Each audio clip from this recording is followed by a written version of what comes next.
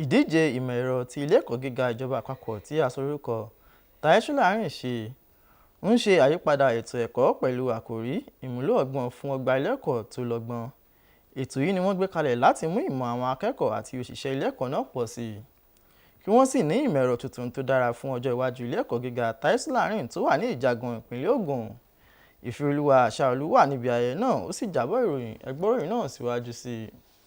Ìdíje ìmọ̀ ẹ̀rọ ilé ẹ̀kọ́ gíga ìjọba àpapọ̀ tí a sorúkọ Taisolárìn pẹ̀lú àkòrí ìmúlò ọgbọ́n fún ọgbà ilé ẹ̀kọ́ tó lọ́gbọ́n.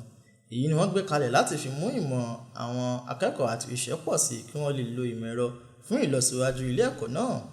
Nínú ọ̀rọ̀ àkọsọ, Ọ̀jọ̀gbọ́n Jimoh Wale, ẹni tí ó ṣojú olùdarí ilé ẹ̀kọ́ náà, ṣe àtẹnumọ́ ìdí pàtàkì ìmọ̀ ẹ̀rọ nínú ẹ̀kọ́. Ó sọ pé ìdàgbàsókè ilé ẹ̀kọ́ kò lè ṣẹlẹ̀ láì jẹ́ pé a gba ìmọ̀ ẹ̀rọ wọlé. Ó ṣàlàyé pé ìdíje ìmọ̀ ẹ̀rọ yìí jẹ́ pàtàkì sí ẹ̀kọ́ tuntun tó dá lórí ìmọ̀ ẹ̀rọ tí yóò sì jẹ́ kí àwọn akẹ́kọ̀ọ́ múra fún ọjọ́ ọ̀la.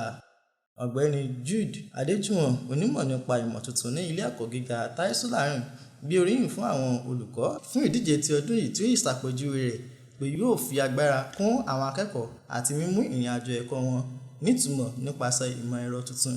This is the time àsìkò lélẹ́yìí fún àwọn students láti lo creativity wọn and the kind of tools wọ́n máa ní to create solutions so that kò ní dábẹ́ ni pé wọ́n graduate wọ́n kàn ní certificate wọn mọ ìwọ̀n kan tó lè ṣe or kan ṣe lè solve problems, and so this kind of challenge irú program bá ṣe lónìí báyìí sìn wọ́n máa encourage wọ́n dẹ̀ máa ń fún àwọn students ní skills tó fi máa improve àwọn skills yẹn. Michael Odebode, alákòóso fún àwùjọ ní ilé ẹ̀kọ́ gíga Taisolárìn, dúpẹ́ lọ́wọ́ àwọn akẹ́kọ̀ọ́ àti àwọn olùkọ́ fún wọn ṣe kópa nínú ìdíje ìmọ̀ ẹ̀rọ.